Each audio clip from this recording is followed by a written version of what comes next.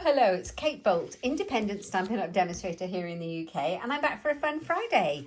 I'm afraid I am not live today. I am currently at the Stampin' Up Onstage convention in Vienna, having lots of fun over there. And so I pre-recorded a fun video for you for your inspiration. I hope you enjoy it. And I'll show you what we're going to be making. Well, I'll talk to you about what we're going to be making today. So us Stampin' Up demonstrators like to gift package pretty things for each other and give them as pillow gifts while we're away. And so I'm traveling with a bunch of friends, and I've made a little stack of really cute gifts to give away while I'm over there. And this is one of them. So I just thought I'd show you how I made it. It's literally a little box to house something nice. And it's so simple, I thought you might like to see it, and I'm sure you can use it for lots of things. So I've chosen these gorgeous designer series papers. I think these are the Awash In Beauty designer series papers, and I just needed a little bit of it to cover my box. And they're so gorgeous, and they've got Merry Merlot and they've got Balmy Blue. So those two colours what I'm using to make my boxes with. So I started off with a piece of Balmy Blue card. Let me adjust this a little bit so you can see the whole thing. There we go. A piece of Balmy Blue cardstock. And the measurements of this piece are in inches, 7 inches by 6 3/4. So I'm just going to bring my trimmer in. I knocked my light over in the process. Oh dear, I do apologise. I need a little bit of added extra light here because it's getting so dark these days. Right, here we go. There, hope that's better. So I'm bringing my trimmer in with the scorer on so that I can do my scoring for my little box. And it's a very easy one, so don't worry. And there's not a huge amount of measurements to remember. So I'm going to bring the arm out because I want the 7-inch piece to be at the top. This is where I'm going to score from. Okay, so I've got my 7-inch measurement here, along here. And I'm scoring then, this is the long side, at 2 3/4 inches. Like that, with a scorer. Make sure you've got that trimmer blade out of the way. 3 1/4 inches, 6 inches, right up to 6. There we are. And then 6 1/2 inches. Okay, and then I'm going to turn it round. So I've got the other side at the top, the short side, and I'm going to score it at 1/2 inch. 1/2 inch, 4 1/2 inches, and 5 inches. And that's all the scoring I need to do. So I'm going to take my trimmer out of the way. We don't need that one now. And I made myself a little, when I made it, I made myself a little net so that I could work out exactly the bits I need to cut off, and that might be useful for you to see. So make sure you've got your piece exactly the right way around, and I'm just checking which way around I need to have it. So this way around, you can see that I have got the 2 score lines here and the one short, the score line down this side, and not a score line on that edge, so that's right. And then I am going to mark off what I need to cut out. So I'm going to cut off this tiny little piece here on the edge. I am going to cut off both of these pieces here, this long piece here. This piece here as well is going to cut off. This is going to be the lid flap of our box. Okay, this piece is coming off too.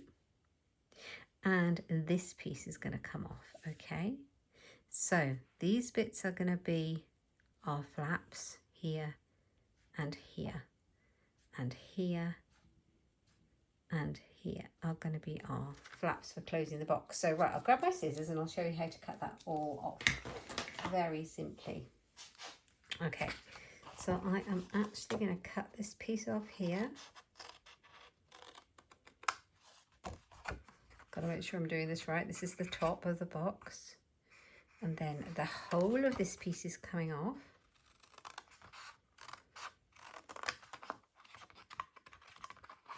This is a fun little box, and I think there's a lot of things you could pop in it. Okay, I'm going to be taking this piece here and here and cutting that one away.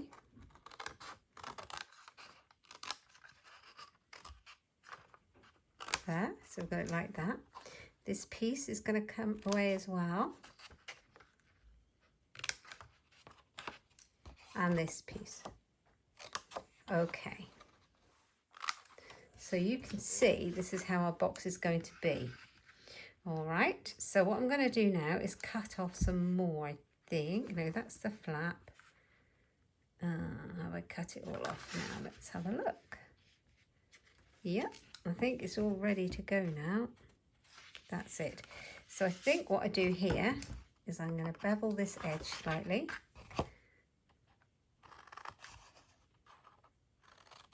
Like so. We beveled that edge there. Okay, these are our little flaps here. Here and here. Oh, I've made a stack of these. You'd think I'd remember it all, but there you are. And obviously here as well. Now I want to wedge those in a little bit so that they sit nicely. So I'm going to cut away the score line that's sitting a bit proud there and just wedge it in. This will mean you've got no ugly bits sticking outside when you fold your box up. Oop, I cut a bit much off there, but that's fine. And then this side as well. Very quickly, like that. Just lop it off. And here, you'll end up with those little bits everywhere, that's all right. Okay.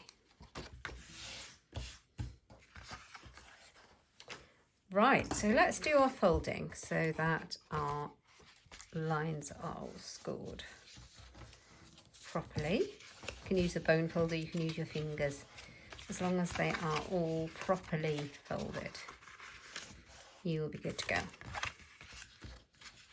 And then you can see how this box is going to come together. There you go, that makes sense now. Very cool. All right, so this is the fun bit. We're going to stick it together. So I'm going to take a piece of tearing tape. So our tearing tape's perfect for this. And I am going to run it down here because that's where it's going to close. Okay, so just tear that one.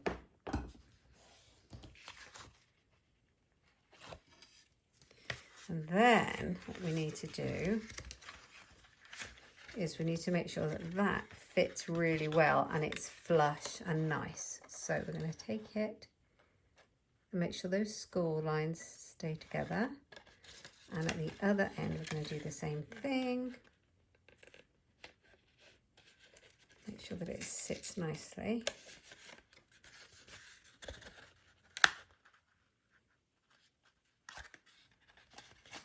I stuck it a bit far on there. There we go. So you should be able to squash it flat then and have that nice join. And the nice join will be nice and flush and it's kind of seamless. And then we need to do the bottom. So these little flaps will fold in and we want our front to fold towards the back. So this is the front, make it fold towards the back so that you have no join at the front. So that makes it look nice. So I'm going to put the tape on the other side. Okay, so a little bit more tearing tape on your join.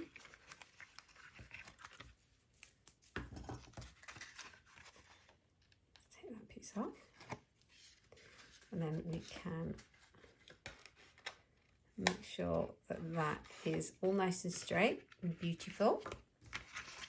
And this is our box coming together now. How cool is this? Now, one thing I like to do when I make a box, it's entirely up to you, is I like to corner around the edges. This is our old Stampin' Up project, like a corner rounder. We don't sell one at the minute, but you can get them pretty much lots of places.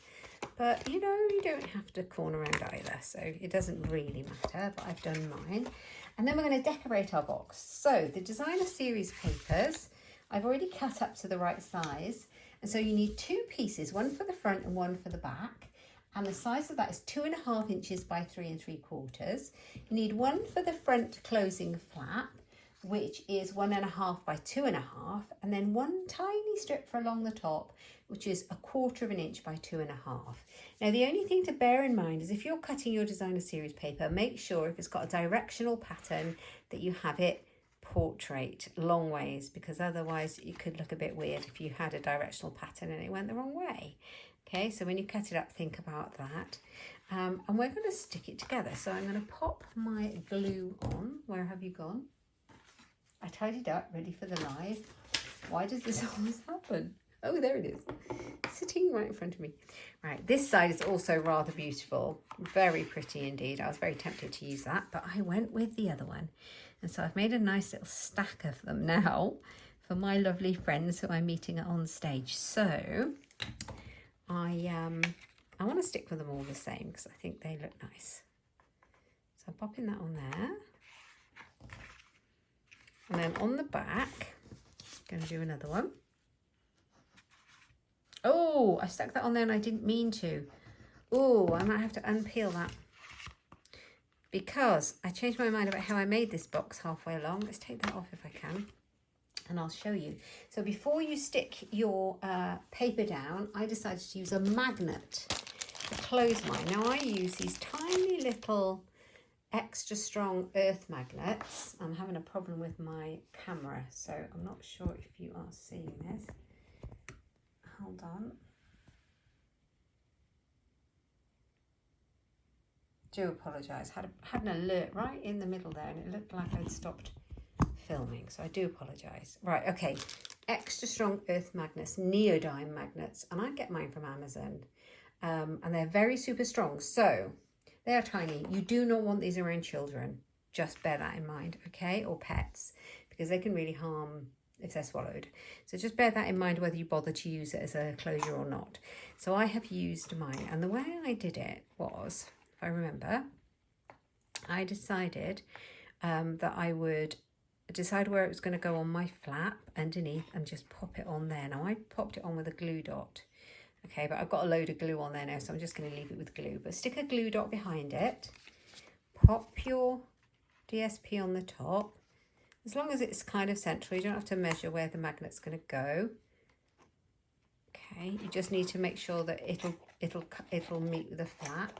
And then take another one of the magnets. What have I done with them? There they are. Okay, and it will, if you put it on the top here, it'll find it. It'll find exactly where it is. Now, it doesn't matter that it's not exactly in the middle because you're going to cover it up.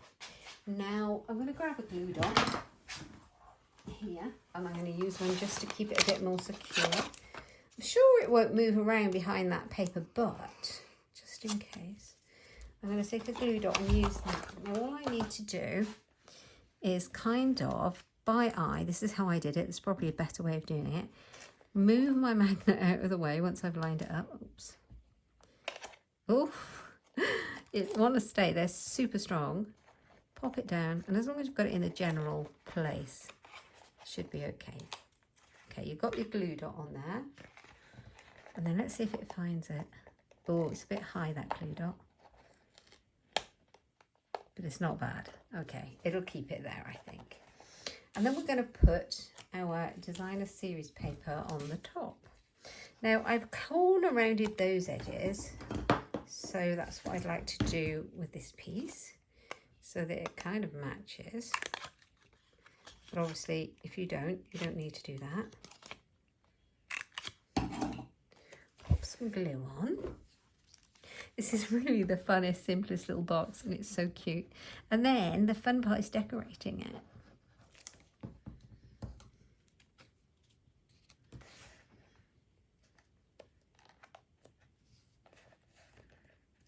Pretty gift packaging is everything, isn't it? It really is such a simple thing to make something look so beautiful. Right, let's put that bit on the back that I put the glue on.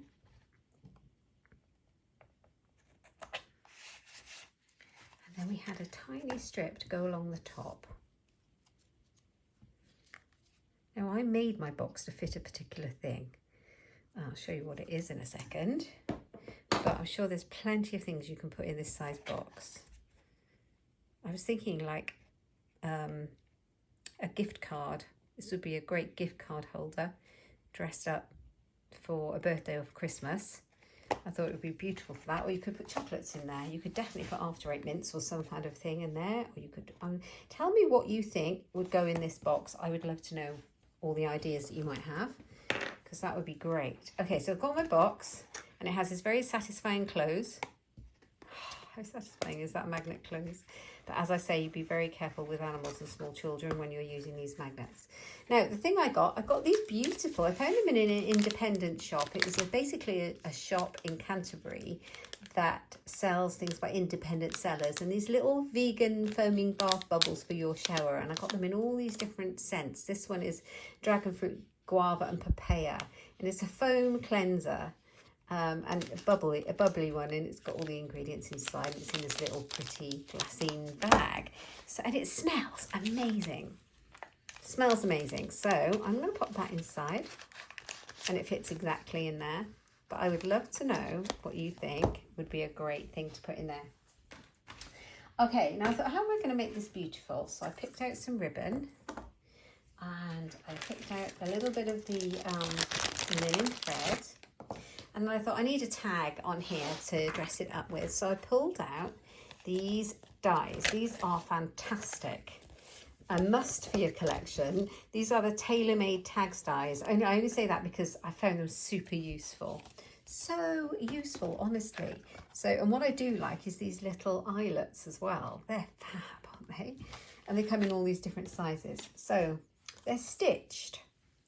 So I've already stamped and cut one out. So I cut this one out in basic white cardstock, and I pulled out, because it's all about friendship, I pulled out the Flowers of Friendship stamp set from Stampin' Up, and this one fits a tag perfectly. Life is better with friends like you, so it couldn't say it better, I think. It's perfect. And then I have to decide what other tag. So I've already taken, now there's two styles of tags in this die set. I've got them upside down, but as you can see, this one has like an ornate top, and this one has like an angled straight top. And so this one I fitted the sentiment better, but I really like this one. So I'm going to do that one in balmy blue and that one in basic white, and I'm going to attach it to my project. Okay, so yes, I am going to do it this way. I am going to grab a piece of this. This is the crinkle seam binding ribbon, and I always keep this ribbon in. And the reason I keep it in is because it's in Whisper White. You can colour it with your stamping blends to match any project you like. I pulled out my balmy blue ribbon, which is really beautiful, but I felt it kind of took the attention away from the beautiful paper. So I went more subtle. You can put whatever ribbon you want. So I've gone for the crinkle seam binding ribbon. I've left it white, and I'm going to wrap it around my project. I'm just going to cut it off. Ooh, these are not my ribbon scissors. Where have I put those? Back here. Okay, cut that one off. And then, where are you? Here we are. Linen thread. Just take a length of it. You don't want too much, but enough to tie a bow, I think. So that.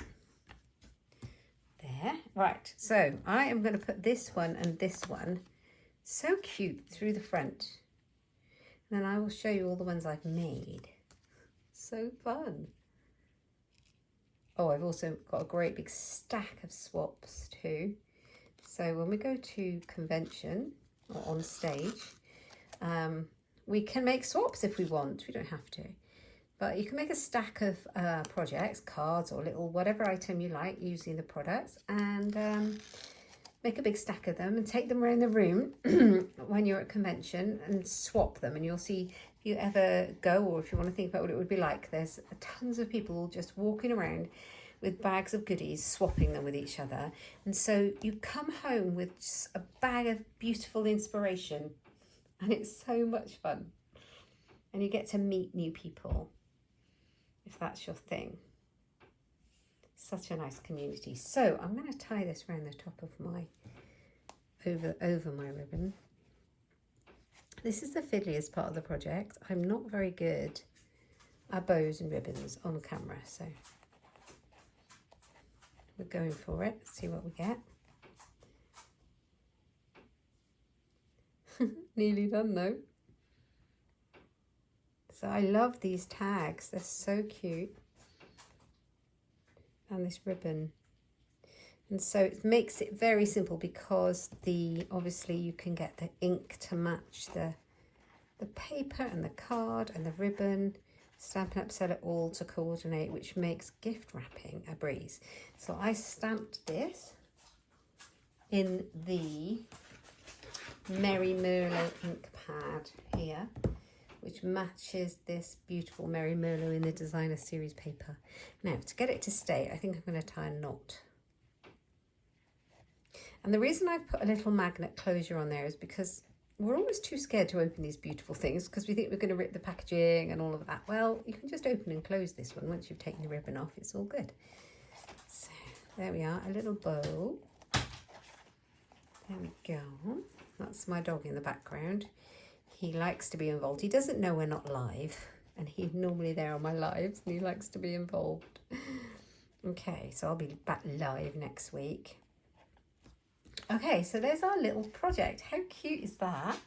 I love it. It's such a beautiful, simple way to dress up a nice parcel. So these are all the ones I've made. So I've made some in the Merry Merlot, and I just switched up the cardstock.